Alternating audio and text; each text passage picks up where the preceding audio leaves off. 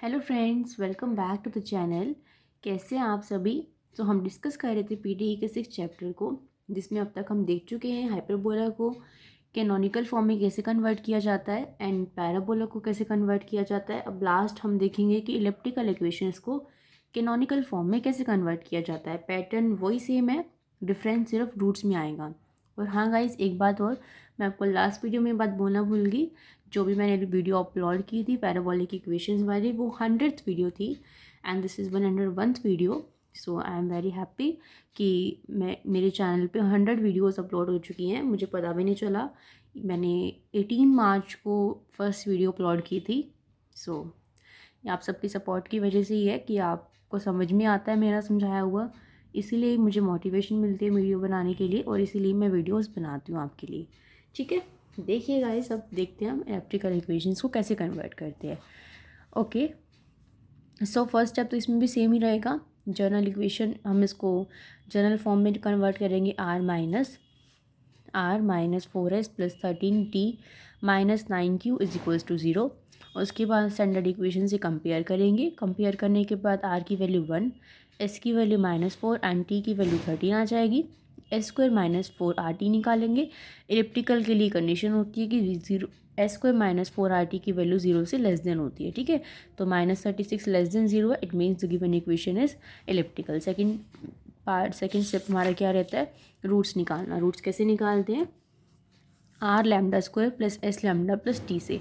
तो lambda square -4 lambda plus 13 is equals to 0। यहाँ पे जो रूट्स होते हैं वो आयोटा की फॉर्म में आते हैं, इस तरह की फॉर्म में आते हैं रूट्स। कॉम्प्लेक्स कॉन्जुगेट कॉम्प्लेक्स में होते हैं एलिप्टिकल की फॉर्म में। ठीक है, तो एक हो जाएगा λ1 2 + 3 आयोटा और दूसरा हो जाएगा 2 - 3 आयोटा। अब दो अलग अलग वैल्यूज़ हैं तो हम λ1 और λ2 लेंगे। λ1 की वैल्यू पुट कर दी, λ2 की वैल्यू पुट कर दी। इसका इंटीग्रेशन करेंगे तो y बन जाएगा, प्लस इसका करेंगे विद रिस्पेक्ट टू x तो x आ जाएगा। इसी तरह से इसका करेंगे तो y आ जाएगा और इसके साथ क्या आ जाएगा, x आ जाएगा। ठीक है, इसके अंदर मल्टीप्लिकेशन कर दी, 2x प्लस आयोटा 3x, यहाँ पे भी ऐसी मल्टीप्लिकेशन कर दी। अब इसको ले लिया u और इसको क्या ले लिया v। अब देखो ये किसकी फॉर्म में है, अल्फ़ा प्लस आयोटा बीटा, तो मैं इसको लिख सकती हूँ ना अल्फ़ा प्लस आयोटा बीटा की फॉर्म में। अल्फ़ा क्या है यहाँ पे ये, और बीटा क्या है यहाँ पे 3x। तो ये चीज़ लिखी हुई है, सिर्फ अल्फ़ा ये और बीटा ये। अब हमारा काम क्या होता है, PQRS एंड T निकालना in the terms of U and V। और U एंड V यहाँ पे किसकी टर्म्स में है, अल्फ़ा एंड बीटा। तो हम किसकी टर्म्स में निकालेंगे, अल्फ़ा एंड बीटा की टर्म्स में। देखो करली जेड बाई करली एक्स ऐसे निकालते थे, curly Z by curly U dot curly U by curly X. But यहाँ पे जो जेड है वो फंक्शन किसका है, अल्फ़ा का। तो करली जेड बाई करली एफ और अल्फ़ा किसका है, एक्स का। तो अल्फ़ा और बीटा की टर्म्स में निकल जाएगा।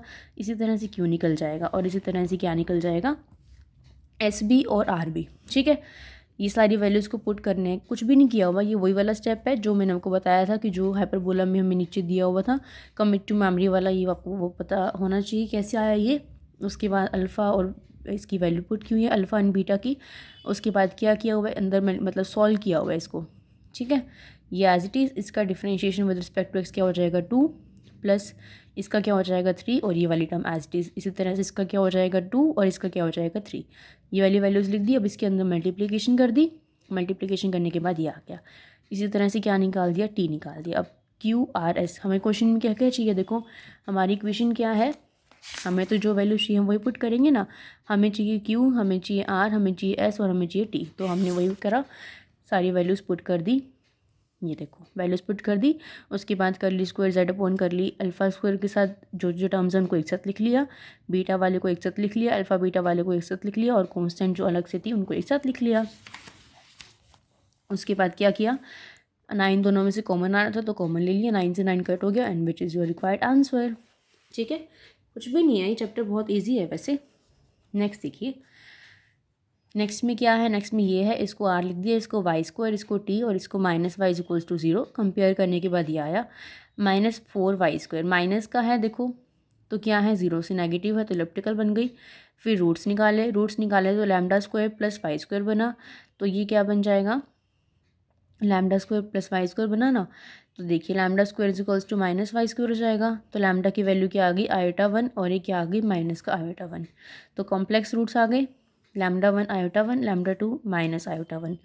अब क्या करोगे, इसका इंटीग्रेशन करोगे तो क्या बनेगा, log y plus iota x is equals to देखो log y plus iota X यहाँ पे कांस्टेंट आपने क्या ले लिया, अल्फ़ा प्लस आयोटा बीटा की टर्म में ले लिया।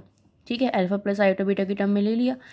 देखो क्या किया इन्होंने, इंटीग्रेशन किया log y plus iota X is equals to constant आया, और फिर इसको अल्फ़ा मान लिया और इसको बीटा मान लिया। अल्फ़ा मतलब क्या है log y और बीटा क्या है x। ठीक है, ये किया हुआ है और कुछ भी नहीं किया हुआ।